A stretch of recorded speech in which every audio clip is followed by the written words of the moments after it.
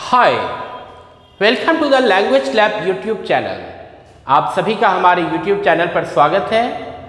हम अपने चैनल के माध्यम से एक बेसिक इंग्लिश सेंटेंस स्ट्रक्चर की श्रृंखला प्रस्तुत कर रहे हैं। इस श्रृंखला का उद्देश्य है ऐसे लोगों को अंग्रेजी बोलना सीखने का प्रशिक्षण प्रदान करना जो किसी कारणवश हमारे संस्थान से नहीं जुड़ पा रहे हैं या उन्हें किसी तरह की कठिनाई है, तो उन लोगों को ध्यान में रखते हुए हम लोग अपने चैनल के माध्यम से इस श्रृंखला को प्रस्तुत कर रहे हैं। तो इस श्रृंखला के क्रम में अब हम लोग के पास जो नया स्ट्रक्चर है वो subject plus watch word plus to be plus noun और एडजेक्टिव, और दूसरा structure subject plus watch word going to be noun और एडजेक्टिव। इन दोनों स्ट्रक्चर का कहाँ पर इस्तेमाल होता है ये जानना जरूरी है। जब पास्ट में बीते हुए समय में हम किसी के पद प्राप्ति की योजना की चर्चा करते हैं, प्लानिंग की चर्चा करते हैं, तो उसे बताने के लिए इसका यूज करते हैं। जैसे कोई डॉक्टर बनने को था, जैसे वह डॉक्टर बनने को था मतलब उसका प्लान था, जिस समय मैं जान रहा था उस समय उसने डॉक्टर बनने की प्लानिंग कर रखी थी। अब बना कि नहीं बना यह हम नहीं जानते हैं। और दूसरा जो हमारा स्ट्रक्चर है गोइंग टू बी, मतलब जब किसी के पद प्राप्ति से ठीक पूर्व की चर्चा करते हैं, ठीक पहले की, मतलब मैं जिस समय जान रहा था उसके इमीडिएट बाद वह डॉक्टर बनने जा रहा था, तो उस परिस्थिति में हम इन दोनों स्ट्रक्चर का यूज करते हैं। तो पहले हम लोग इस स्ट्रक्चर को देखते हैं, subject plus watch word plus to be plus noun और एडजेक्टिव। जिसके बारे में चर्चा करेंगे दैट इज सब्जेक्ट। सब्जेक्ट के हिसाब से हम लोग वॉच वर्ड का यूज कर देंगे, टू बी यहाँ पर फिक्स्ड है। फिर नाउन मतलब जिस पद की चर्चा करते हैं, डॉक्टर तो doctor, teacher, engineer, writer, dancer, speaker, playback singer, actor, actress, कुछ भी हम लोग ले सकते हैं। जैसे यहाँ पर हम लोग एग्जाम्पल के माध्यम से बता रहे हैं, मान लो हम लोग इंडिया की चर्चा करते हैं कि इंडिया जो है ना भारत का विश्व कप का विजेता बनने को था। इंडिया विश्व कप का विजेता बनने को था।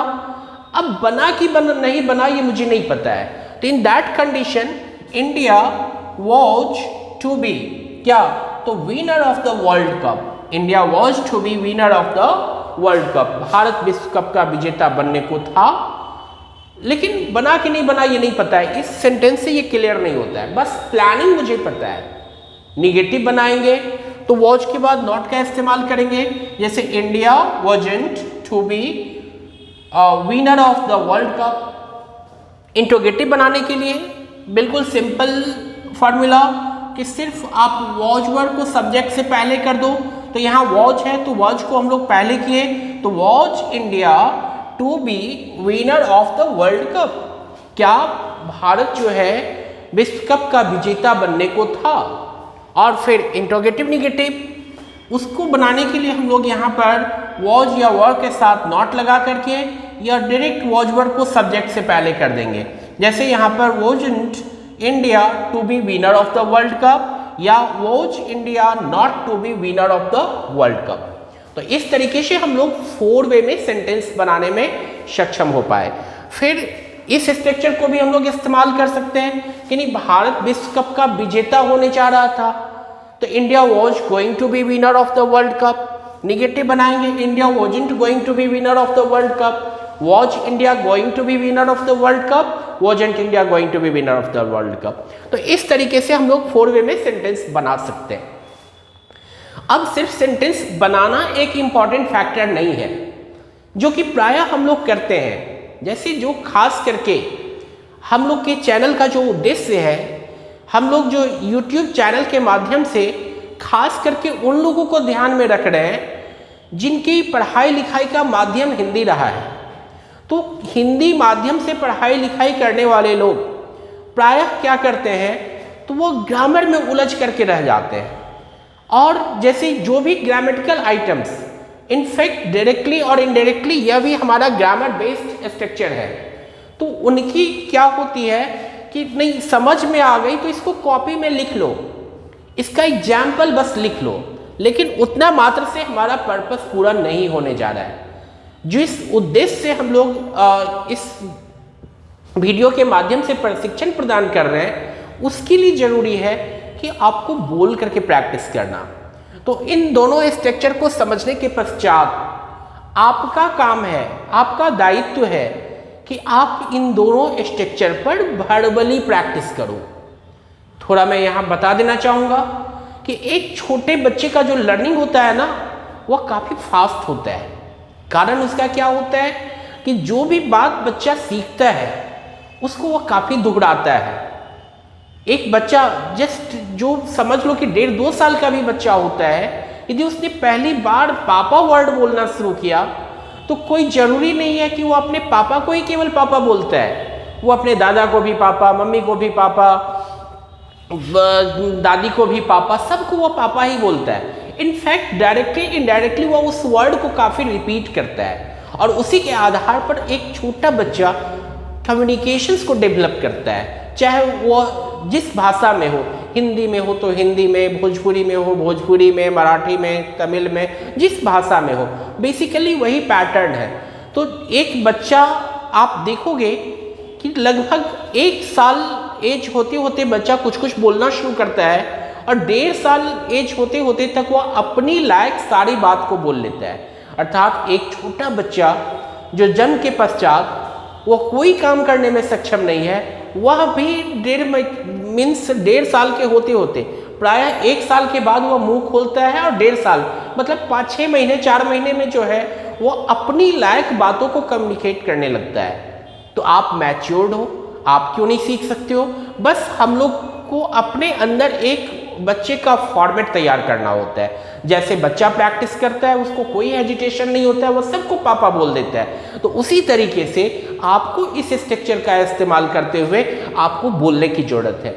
आप रिपीट करो, आप दूसरे को पकड़ के सुनाओ कि नहीं देखो मैं इस स्ट्रक्चर पर कितना वाक्य बोल दे रहा हूँ, कितना मैं फ्लुएंटली बोल दे रहा हूँ। दूसरे को बोलो आप कि नहीं तुम घड़ी देखो कि 1 मिनट में मैं कितना सेंटेंस बोल दे रहा हूँ। इससे क्या होगा, आपकी हेजिटेशन समाप्त होगी, आपकी झिझक समाप्त होगी और एक बार जब आप झिझक दूर कर लेंगे तो फिर आपको अंग्रेजी बोलने में कठिनाई नहीं होगी।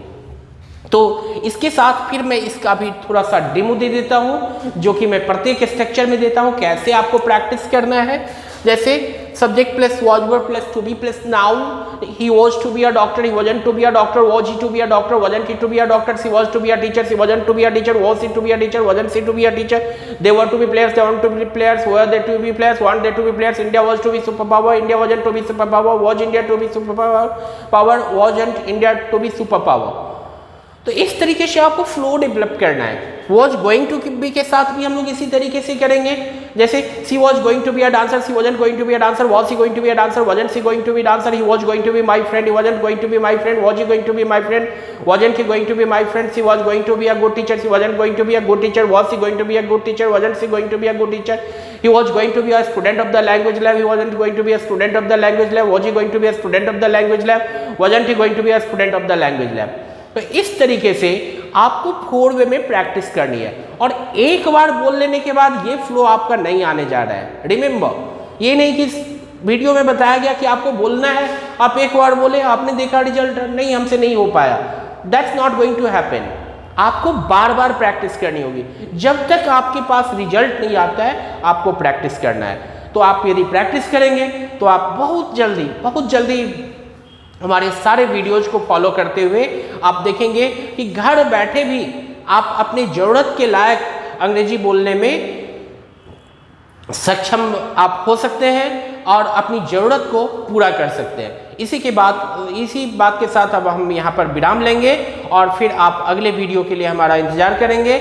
और यदि अभी तक आपने हमारे YouTube चैनल को सब्सक्राइब नहीं किया है तो सब्सक्राइब करना नहीं भूलेंगे, क्योंकि वह एक इम्पॉर्टेंट फैक्टर होता है हमारे उत्साह को बढ़ाने के लिए, ताकि हमें भी पता चले कि कितने लोग इससे लाभान्वित हो रहे हैं और हमारे पास भी वो कॉन्फिडेंस आ पाए कि नहीं ज़्यादा से ज़्यादा लोग लाभान्वित हो रहे हैं, तो हम इस दिशा में और बेहतर करने का कोशिश करें। इसलिए आप सब्सक्राइब करना नहीं भूलेंगे, लाइक करना नहीं भूलेंगे और यदि किसी प्रकार की त्रुटि नज़र आए तो कमेंट के माध्यम से आप मुझे बताएंगे, जिसको कि हम लोग अगले आने वाले वीडियोज़ में दूर करने का प्रयास करेंगे। इसी के साथ थैंक यू।